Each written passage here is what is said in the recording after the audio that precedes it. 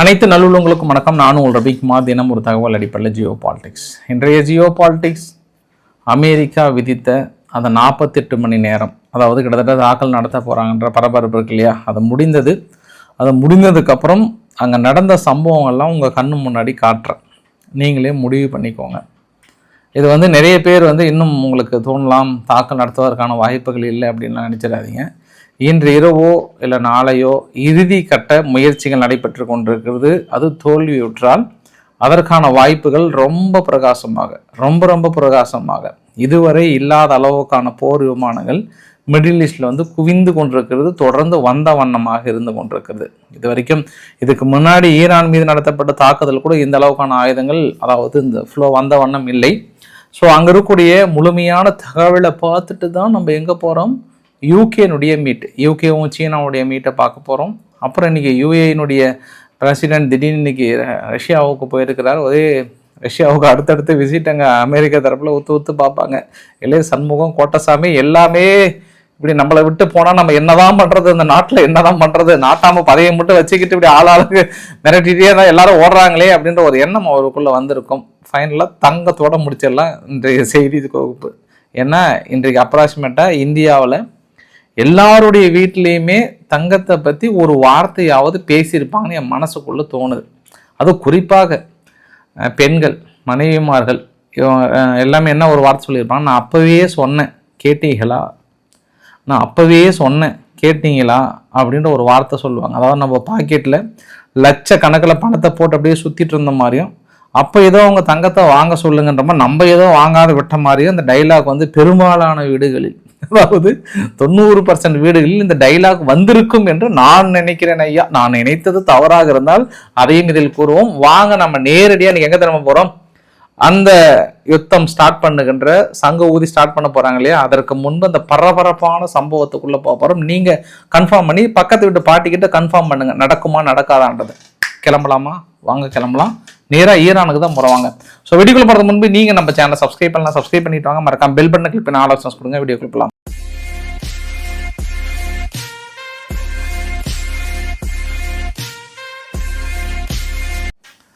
அறிகுறி நம்பர் 1 என்ன அப்படின்னா, உங்ககிட்ட ஆர்கே சேனலில் நான் ஒரு வார்த்தை சொன்னேன். ட்ரம்ப் அவர்கள் புடின் அவர்கள்கிட்ட பேசினார். 1 மணி நேரம் 15 நிமிஷம் பக்கம் பேசினார்.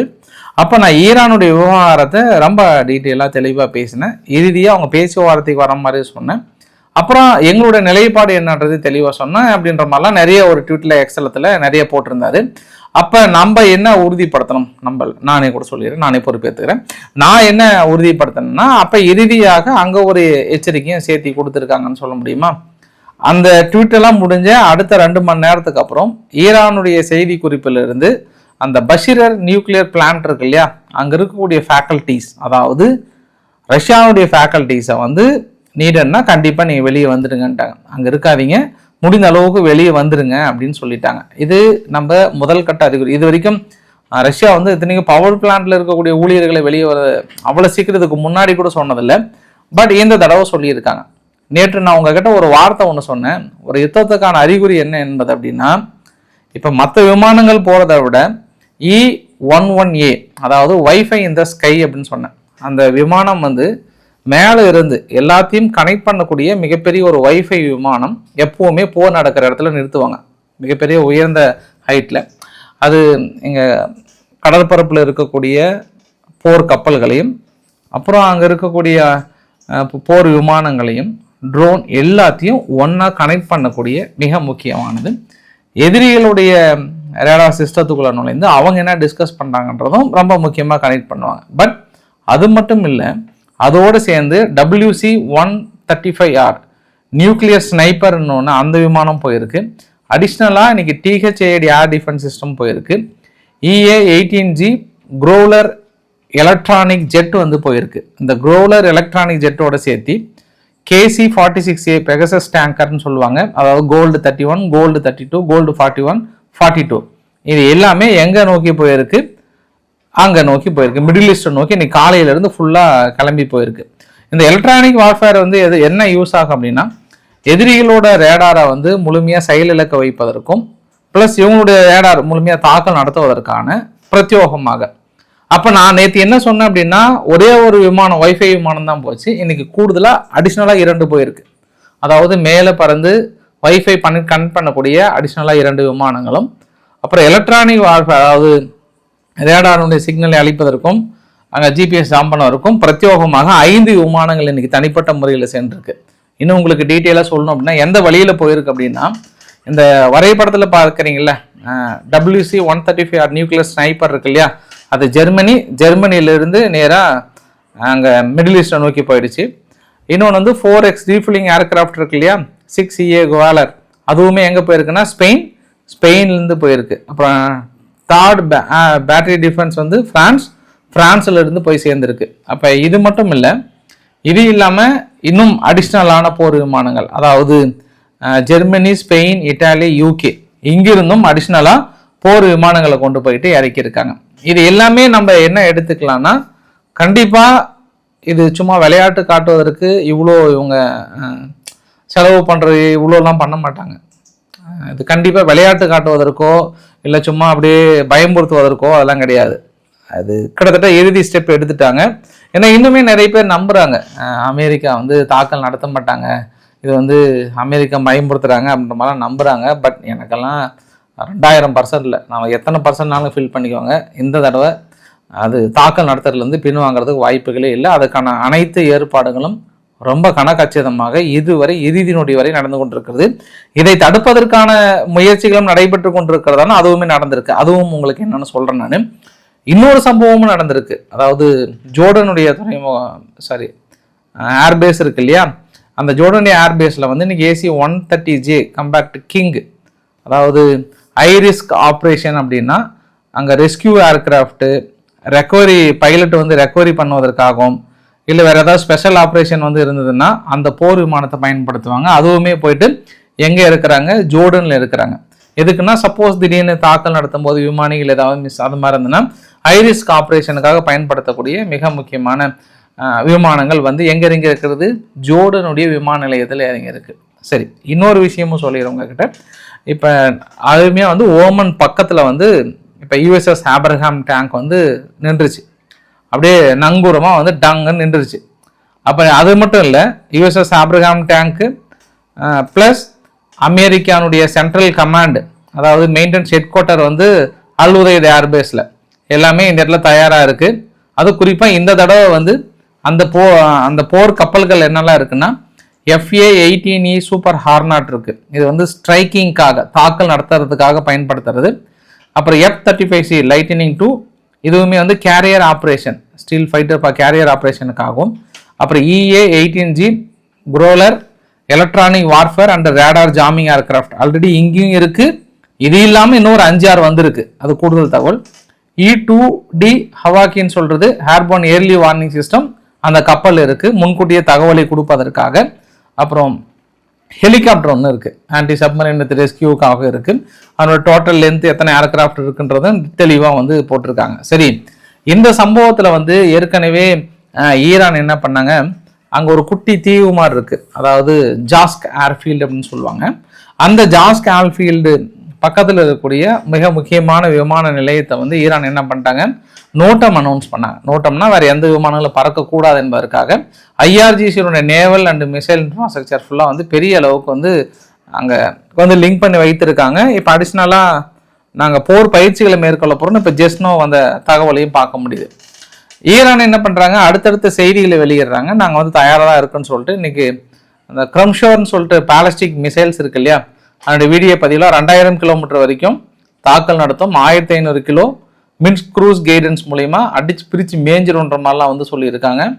ஃபைனலாக சவுதி அரேபியாவும் இந்த பக்கம் வந்து அமெரிக்கா ப்ளஸ் வந்து இஸ்ரேல் 3 பேரும் இணைந்து இன்னைக்கு சவுதி அரேபியாவை கூப்பிட்டு ஒரு சில விளக்கங்கள், அதாவது மீட் நடத்தியிருக்காங்க. சென்காம்னுடைய டீம் மீட் பண்ணியிருக்காங்க.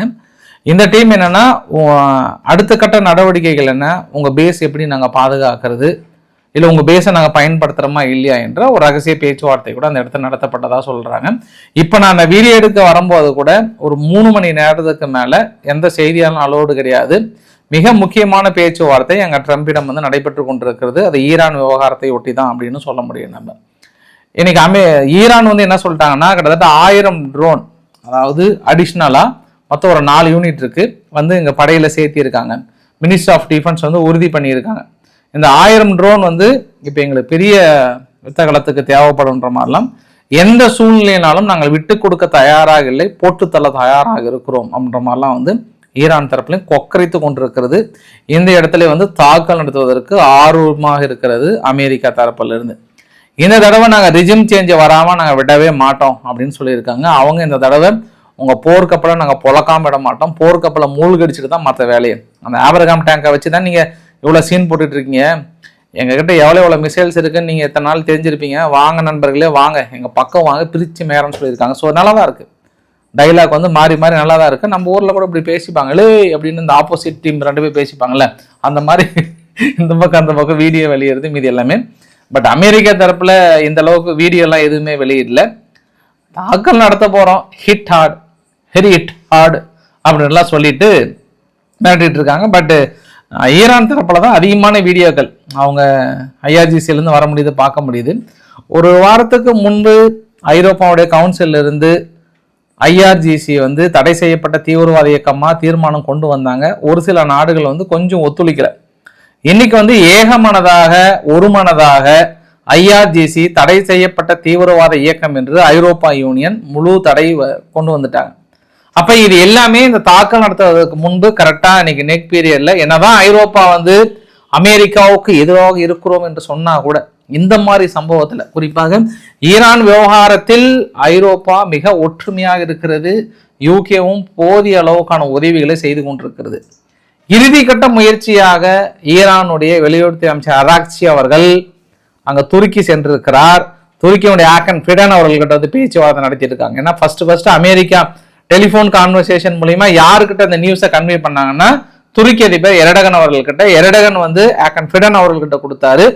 அதுக்கப்புறம் எங்க அமெரிக்கான்ற பாருங்க ஈரான் கிட்ட பேசி பெரிய அளவுக்கு வராதனால அதுக்கப்புறம் சவுதி கிட்ட பேசினாங்க, கத்தார் கிட்ட பேசினாங்க, அப்புறம் ரஷ்யா கிட்டையும் பேசினாங்க இன்னைக்கு அமெரிக்கா. இறுதியாக இவர் அங்க நேர்ல போயிருக்கிறார். நேர்ல போயிட்டு இருக்கக்கூடிய சூழ்நிலை என்னன்னு விசாரிச்சிருக்கிறார். பட் கடைசி நேரத்துல படத்துல வர மாதிரி தாக்கல் நடத்தல் நேரத்தில் துருக்கியால நிறுத்த முடியுமா அப்படின்றத நம்ம பார்க்கணும். நம்ம ஒருவேளை அராக்சி அவர்கள் வந்து நாங்கள் அடுத்த கட்ட பேச்சுவார்த்தைக்கு தயாராக இருக்கிறோமா இல்லையா, வேற என்ன சொல்லி இருக்கிறார், வேற என்ன கன்வே பண்ணியிருக்கிறார் அப்படின்றத இன்று இரவு நம்ம பொறுத்திருந்து பார்க்கலாம். பட் ஷபாக் ஷெரீப் அவர்கள் யாரு, பாகிஸ்தானுடைய பிரைம் மினிஸ்டர் வந்து ரொம்ப தெளிவாக நாங்கள் ஈரான் பக்கம் துணை இருக்கோம்னு சொல்லிட்டு ஈரான் கிட்ட பேசினாராம். ஈரானுடைய ரீஜனல் ஸ்டெபிலிட்டிக்கு என்னெல்லாம் உங்களுக்கு தேவையோ அமைதி வளம் வளர்ச்சிக்கு நாங்கள் உற்ற துணையாக இருக்கிறோம் அப்படின்ற மாதிரி வந்து சொல்லியிருக்காங்க. எந்த நேரத்திலையும் ஸ்ட்ரெய்ட் ஆஃப் ஹார்ம்ஸ் பகுதியை க்ளோஸ் பண்ணலாம். அந்த பதற்றத்தின் அறிகுறி வந்து இன்னைக்கு குரூட் ஆயில் எவ்வளோ ஏறி இருக்கு, $66.16 பக்கம் வந்து ஏறி இருக்கு. ஜஸ்ட் 52, 53 இருந்தது. 27 ஜனவரியிலிருந்து வேகம் எடுக்க ஆரம்பித்து விட்டது. கிட்டத்தட்ட 23 ஜனவரியிலிருந்தே பெரிய ஸ்பீடில் போயிட்டு இருக்கு. ஏன்னா திடீர்னு நின்று போச்சுன்னா இருக்கிறது ரொம்ப கஷ்டமாயிடும் இல்லையா, அதனால இங்கே இருக்கக்கூடிய சூழ்நிலை. இப்போ என் மனசுக்குள்ள என்ன தோணுச்சுன்னா, சும்மா கிறிஸ் ஸ்டார்மர் அவர்கள் அங்கே ஆஸ்திரேலியாவுக்கு போனதுக்கு இன்னைக்கு வந்து கதற விட்டாங்க. யாரு, தங்கத்தோட விலையை சொல்லிட்டேன். உண்மை இந்த நிலையெல்லாம் பார்க்கும்போது நாளைக்கு என்னென்ன மார்க்கெட்ல வந்து என்னென்ன கதற போதோ அப்படின்னு பயம் பதற்றம் இருக்கிறது. இந்த முதலீட்டாளர்கள் ஏன் ஏதாவது ஒன்று என்றால் ஓடி வந்து தங்கத்தில் விழுகிறார்கள் என்று எனக்கு கேள்வியாக இருக்கிறது. வேற எங்கேயாவது போக வேண்டியதானே, நேரம் அங்கதான் வரணுமா அப்படின்ற ஆதங்கம் இருக்கிறது. என்ன பண்றது, நம்ம சொந்தக்காரங்க கிட்ட புலம்பாம எங்க புலம்புறது அப்படின்ற இன்னொரு குறியும் இருக்கு. அதாவது இங்க பெரும்பாலான நபர்கள் வந்து சரி லாஸ்ட்டாக பேசிக்கலாம், வேணாம் நான் சொல்ல வந்த விஷயத்த சொல்லிடுறேன். ஜெர்மனி பற்றி பேசுகிறேன், அட்ஜஸ்ட் பண்ணிக்கோங்க. ஏன்னா நான் ஃப்ளோவில் வந்துச்சுன்னு ரொம்ப நேரம் பேசுகிற மாதிரி ஆகிடும். நம்மளுக்கு விஷயம் தான், நம்மளுக்கு கண்டென்ட் தான் முக்கியம். ஜெர்மனியுடைய சான்சலர் ஃப்ரைட் ரைஸ் அவர்கள் இன்னைக்கு அவங்க பாராளுமன்றத்தில் வரித்தனமாக பேசிட்டார்.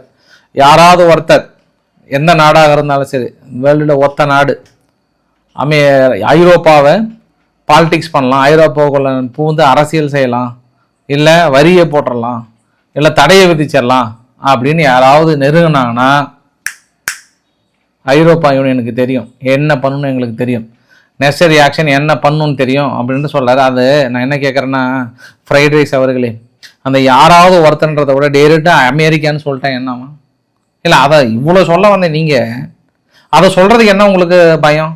அந்த பயம் இருக்கும்போது எந்த டைலாக் பேசலாமா? உங்களுக்கு யார் இப்ப வரி போடுறது யாரு? ஜெர்மனி மீது வரி போடுவது யாரு? உக்ரைன் போடுறாங்களா, இல்ல ரஷ்யா தான் போடுறாங்களா, இல்ல இந்தியா தான் போடுறோமா? வேற யார் போடுறாங்க? அங்கதானே போடுறாங்க. சொல்ல வேண்டியதானே, நேர அமெரிக்கா யாரிடம் மோதுகிறீர்கள்? எங்களிடம் மோதுகிறீர்களா? வரியை போட்டு முடக்கி விடலாம் என்று நினைக்கிறீர்களா? முடிச்சிடும் கதைன்னு மிரட்ட வேண்டியதானே. மறைமுகமா குத்தி பேசுறாராம், குத்தி. இதை நம்ம புரிஞ்சுக்கணுமா? அப்ப அந்த டைலாக நம்ம சீரியஸா பேசணுமா? இன்னொன்னு சொல்றாரு, அதாவது நம்ம வீரர்கள் ஆப்கானிஸ்தான் யுத்தத்தில் 59 வீரர்கள் இறந்தார்கள். பெரிய அளவுக்கு நம்ம தியாகம் புரிந்தோம். ஆனா இன்னைக்கு அந்த தியாகத்தை ஒரு சிலருக்கு புரியலன்றார். மறுபடியும் அந்த டென்ஷன் இருக்கத்தான் செய்யுது. அந்த ஒரு சிலர் அப்படின்றத ட்ரம்ப்னு சொல்லிட்டாருன்னா நம்மளுக்கு கொஞ்சம் வேலை சுலபமாக அடுத்த கட்ட நடவடிக்கையும் போகலாம். அப்புறம் உக்ரைனுக்கு சொல்லிட்டாங்க, பாரு உக்ரைன் 2027 ஃபாஸ்ட் ட்ராக் அடிப்படையில் ஐரோப்பா யூனியன்ல இணையோடலாம் இம்பாசிபிள், அதெல்லாம் வாய்ப்பே கிடையாது. ஐரோப்பா யூனியன்ல இணைவீங்க, ஆனா 2027 கிடையாதுன்ட்டாங்க. அப்ப இந்த 2 வருஷத்துக்கு கிடையாது இப்போதைக்கு. அப்ப 27க்கு அப்புறம் யார் யார் எங்க இருக்க போறாங்க என்னன்னு தெரியல. ஏன்னா அடுத்து அலைஸ் வைடல் அவர்கள் வந்துட்டாருன்னு வச்சுக்கலாம். இன்னைக்கே சொல்லிட்டாங்க, இந்த போர்ட் ஆஃப் பீஸ் குறிப்பா காசாவுக்குள்ள அமைதி ஏற்படுத்துவதில் ஜெர்மனி விலகி இருப்பது என்பது டோட்டலி மிஸ்டேக். இது அன்ரெசிபென்ட் பண்ணிட்டீங்க, நீங்க டோட்டலா விலகிட்டீங்கன்றதுல நான் அமெரிக்கா பக்கம் நிற்கிறேன் அப்படின்னு ஒரு குற்றச்சாட்டுமே சொல்லியிருக்காங்க. இது அங்கே இருக்கக்கூடிய தகவல். சரி, இதுக்கப்புறம் ஜெர்மனி நேரடியாக சொல்ல மறுத்துட்டாங்க, அதனால் நான் சொல்லிட்டேன். அடுத்து யூகே தலைவர். யூகே தான் இன்னைக்கு மிக முக்கியமான ஆள். ஏன்னா இந்த ஜியோ பாலிடிக்ஸில் இப்படி ஒரு சேஞ்சஸை அமெரிக்கா நினைச்சு பார்த்துருக்க மாட்டாங்க. இதே அமெரிக்கா கிட்ட நான் இன்னொரு கேள்வி கேட்குறேன். நீங்க சீனா கிட்ட போயிட்டு பெரிய அக்ரிமெண்ட்லாம் போட்டு ரேர் எர்த் மினரல்லாம் நீங்க அக்ரிமெண்ட் போட்டு வந்துட்டு அன்னைக்கு உங்களுக்கு கரெக்ட், அன்னைக்கு நீங்க பண்ணது நியாயம். ஏன்னா நீங்க சீனா மீது அடுத்தடுத்து வரிகளை போட்டீங்க, உங்களால சக்சஸ் பண்ண முடியல. சீனானுடைய ரேர் எர்த் மினரல்ஸ் இல்லாம உங்களால சர்வே பண்ண முடியலன்னு தெரிஞ்ச உடனே சீனா கிட்ட போயிட்டு அடுத்தடுத்து அக்ரிமெண்ட் போட்டு வந்துட்டீங்க. அப்ப ஐரோப்பா கேட்டாங்க, நாங்க விழுந்து விழுந்து போட்ட பொருளாதார தடைகள் எல்லாமே பின்புலமாக எங்களுடன் இருந்து எங்களை தடை விதிங்கன்னு சொல்லிட்டு நாங்க விதிச்சதுக்கு அப்புறம் நீங்க ஓடி போய் கை கொடுத்துட்டு வந்துட்டீங்களே, இது நியாயமா அப்படின்னு கேட்டாங்க. ஆனா இன்னைக்கு அதே தான் இவங்க செய்யறாங்க. யூகே செய்யறாங்க, கனடா செய்யறாங்க. இவங்க போய் கை கொடுத்துட்டு வந்தோடனே அது தப்புன்றீங்க. என்ன பஸ் நியாயம் சொல்லுங்க? எங்க பக்கத்தை விட்டு பாட்டி கேட்டா என்ன டென்ஷன் ஆவாங்களா ஆக மாட்டாங்களா? இந்த நியாயத்தை நீங்களே நீங்க இப்ப சொல்லி பாருங்க. பாருங்களா, அவங்களுக்குன்னா ரத்தம், மற்றவங்களுக்குன்னா தக்காளி சட்னியா. சரி, ஓகே, யூகேவை சொல்லிடுறேன் நான். யூகே வாழ்நாள நம்ம சீனாவுடன் இணைந்து விடுவோமா அப்படின்னு நினைச்சவங்க இன்னைக்கு சொல்றாங்க. இன்னைக்கு இந்த குளோபல்ல ஒரு சோபாஸ்டிகேட்டட் ஒரு ரிலேஷன்ஷிப் இருக்கு அப்படின்னா அது யூகேவும் சீனாவுக்கும் தான் அப்படின்னு சொன்ன உடனே எனக்கே கொஞ்சம் பகீர்னு ஆயிடுச்சு. யாரு அது? யூகே சொல்றாங்க. இந்த பூ உலகில் ரொம்ப ஒரு அற்புதமான, அப்படியே ஒரு புனிதமான ஒரு ரிலேஷன்ஷிப் அப்படின்னா அது எங்களுக்கும் சீனாவுக்கும் தான். சிஜிபிங் அவர்கள் ரொம்ப ஒரு அற்புதமான மனிதர். அப்புறம் எங்க மக்களுக்கு கொஞ்சம் ஒரு 30 நாள் இதுக்கப்புறம் டிராவல் விசா ஃப்ரீயா, 30 நாள் ஒன்றும் பிரச்சனை இல்லை. அதாவது விசா ஃப்ரீ டிராவல் சீனாவுக்குள்ள போற மாதிரி கேள்விப்பட்டேன் நான். அப்புறம் கே ஸ்டார்மர் அவர்கள் ரீஎன்கேஜிங் வித் த வேர்ல்ட், குறிப்பாக பிரிட்டிஷ் பீப்புள் பெய்ஜிங்கில் நம்மளுடைய அர்ப்பணிப்பு, நம்மளுடைய லாங் டேர்ம் ரிலேஷன்ஷிப், அப்புறம் நம்ம சீனாவில் என்னெல்லாம் இன்வெஸ்ட் பண்ண போகிறோன்றது ஒரு 10லேருந்து ஒரு 15 கம்பெனி மேலே கூப்பிட்டு போயிருக்கிறாங்க. இதில் மதுப்பிரியர்களுக்கு ஒரு அற்புதமான ஒரு சந்தோஷமான செய்தி. அங்கேயும் இப்போ ஐரோப்பா சைன் பண்ணும்போது இந்தியாவுடைய மதுப்பிரியர்களுக்கு எப்படி ஒரு அற்புதமான செய்தியை கொடுத்தார்களோ, அதை மீன் சத்து டானிக்கு, இப்போ யூகேல சத்து டானிக் ஒரு அற்புதமான செய்தியை கொடுத்துருக்குறாங்க. போத் 2 நாடுகளுமே அவங்களும் விஸ்கி பிராந்திக்கான வரியை குறைக்கிறாங்க. இவங்களும் என்ன பண்றாங்க, ஃபுல் அண்ட் ஃபுல் குறைக்கிறாங்க. ரொம்ப சந்தோஷமா ஃபீல் பண்றாங்க. இப்போ ரைட்டு, ஏன்னா எங்கேயா இருந்தாலும் மதுப்பிரியர்களை சந்தோஷப்படுத்த வேண்டும், அது எந்த நாடாக சரி, அதனால அந்த வரியை குறைத்திருக்கிறோம் சொல்லிட்டு. அப்புறம் இந்த கிளைமேட் சேஞ்சஸ், கடல் வழியாக குறிப்பாக இந்த போதைப் பொருள் கடத்துறது, இது எல்லாமே 2 நாடுகளும் இணைந்து எப்படி செயல்படுத்துவது, அப்புறம் இந்த 2 நாடுகளும் இணைந்து இந்த பூ உலகில் எப்படி நம்ம வளருவது, இந்த பூ உலகில் அமைதியை எப்படி நிலைநாட்டுவது, இதெல்லாம் ரொம்ப பேசினாங்களாம். அமைதியை நிலைநாட்டிட்டு தான் மற்ற வேலை. ரைட்டு, இது யூகேனுடைய பேச்சுவார்த்தை. பட் இந்த யூகே இந்த பக்கம் திருமணம் தான் இன்னைக்கு டாலரோட வீழ்ச்சிக்கு மிக முக்கிய காரணம். இன்னும் ஒரு சில நாடுகள் அடுத்தடுத்து வர ஆரம்பிச்சாங்கன்னா எல்லாரும் போய் பொத்துன்னு கீழே விழுவாங்க.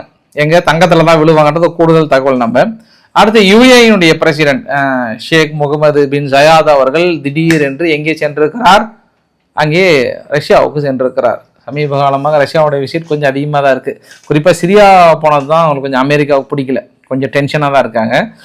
இருந்தாலும் யுஏஇனுடைய ரிலேஷன்ஷிப் இவங்களுடைய முக்கியமான ட்ரேடு பார்ட்னர், பயலேட்டரலுடைய ட்ரேடு டர்ன் ஓவர் எல்லாமே ரொம்ப ஸ்டெபிலிட்டியாக இருக்குது, எல்லாமே அற்புதமாக இருக்குன்னு சொல்லிட்டு அடுத்தடுத்த அக்ரிமெண்ட். இந்த யுஏனுடைய விசிட்டை வந்து நம்ம ரொம்ப முக்கியமாக பார்க்கலாம். ஏன்னா இந்தியா கிட்ட வந்திருக்காங்க, ஒரு சில பேச்சுவார்த்தைகள் நடத்தப்பட்டிருக்கிறது. அதுக்கப்புறம் கொஞ்ச நாள் கழிச்சு நேராக அவசரமாக அங்கே ரஷ்யா கிட்டேயும் போகிறாங்க. நீங்கள் ஏதோ ஒரு கனெக்டிங் டாட் ஏற்படுத்துங்க. பெரிய அளவுக்கான ஆயுதங்களை யுஏஇ வாங்குவதற்கான அடுத்த கட்ட முயற்சிகள். ஏன்னா யுஏஇக்கு வந்து இனி அமெரிக்கா ஆயுதங்களை கொஞ்சம் நிறுத்துவதற்கான வாய்ப்புகள் நிறைய இருக்குது. ஏன்னா சவுதி அரேபியா இந்த லிங்க்லாம் போகிறதுனால. அது இல்லாமல் யுஏஇனுடைய பேக்கட் ஃபோர்ஸ் நிறைய தீவிரவாதத்துக்கு ஆதரவு கொடுக்குறாங்கன்னு சொல்லிட்டு நிறைய தடைகளுக்கான நிறைய நெருக்கடிகள் கொடுக்குவாங்க. அதுக்கான வாய்ப்புகள் இன்னைக்கு கூட பாருங்கள், சைனானுடைய மேடு FK 2000 ஏர் டிஃபென்ஸ் சிஸ்டம் எத்தனை பண்ணிட்டு இருந்தாங்க, செகண்ட் ஹேண்டாக வந்து சூடானு கொடுக்குறாங்க. ரேபிட் சப்போர்ட் ஃபோர்ஸஸுக்கு அங்கிருந்து அனுப்பிட்டு இருக்காங்க யுஏஇ. இதுவுமே வந்து சீனாவுடைய ஒப்புதலோடு கொடுக்குறோன்ற மாதிரி வந்து சொல்லியிருக்காங்க. ஸோ பார்க்கலாம், ஒரு பெரிய திருப்பு முனைகள் தொடர்ந்து ரஷ்யாவில் நடந்து கொண்டிருக்கிறது. ரஷ்யாவுடைய ஜேர்னலிஸ்ட் ஒரு 3 பேர்த்துக்கு வந்து தடை விதிச்சிட்டாங்க. அவரோட சொத்துக்கள் ஏதாவது இருந்தால் முடக்கப்படும்ன்ற மாதிரிலாம் வந்து சொன்னாங்க. இதெல்லாம் பார்த்தோன்னே எனக்கும் தோணுச்சு. இதுக்கப்புறம் நான் கூட சொத்து ஒன்று ஐரோப்பாவில் ஏக்கரா கணக்கில் வாங்கி போடலான்னு நினச்சேன். வாங்கி போட்டதுக்கப்புறம் நம்மளையும் பிற்காலத்தில் இப்படி முடக்கிட்டாங்கன்னா கொஞ்சம் கஷ்டம் இல்லை. அதனால் நம்ம எதுக்கு வம்பு, ஐரோப்பாவில் எதுக்கு நம்ம சொத்து வாங்க போடணும், இல்லை அமெரிக்காவில் எதுக்கு சொத்து வாங்கி போடணும் அப்படின்னு நினச்சேன் நான். சரி, நீங்கள் ரொம்ப சீரியஸாக பார்க்காதீங்க. இன்னும் பாஸ்போர்ட் எடுக்க வக்கு இல்லை, வழி இல்லைன்ற மாதிரி இருந்தோம். இன்னும் பாஸ்போர்ட் எடுக்கல பாஸ், நான் அதையே இதுக்கப்புறம் தான் எடுக்கலான் இருக்கேன். நீ சொத்து வாங்கி போடுறேன்னு உங்கள் மனசுக்குள்ளே தோணும். சும்மா அப்படி நினச்சி பார்த்தேன் நான். சரி, இப்போ இறுதியாக இந்த வீடியோவோட நிறைவு பகுதியில் ரஷ்யா அண்டு உக்ரைன் இன்றைக்கி இறந்த உடல்களை பரிமாறிக்கிறாங்க. உக்ரைன் ட்ரூப் வந்து 1000 பேர் இறந்து போயிருக்காங்க, இவங்க ரிட்டர்ன் கொடுக்குறாங்க. ரஷ்ய வீரர்கள் வந்து 38 பேர் இறந்து போயிருக்காங்க, இவங்க ரிட்டர்ன் கொடுக்குறாங்க. இல்லை, நான் கேட்குறது என்னென்னா, பார்க்குற பத்திரிகை எல்லாமே ஜெலன்ஸ்கி போகிற இடத்துலலாம் வந்து நாங்கள் டிசம்பர் வரைக்கும் அடித்த அடியில் லட்சக்கணக்கில் செத்து போயிட்டாங்கன்னு சொல்கிறீங்களே, இந்த இறந்த உடல்கள்லேயே உங்கள் பொய் லட்சணம் தெரியுது.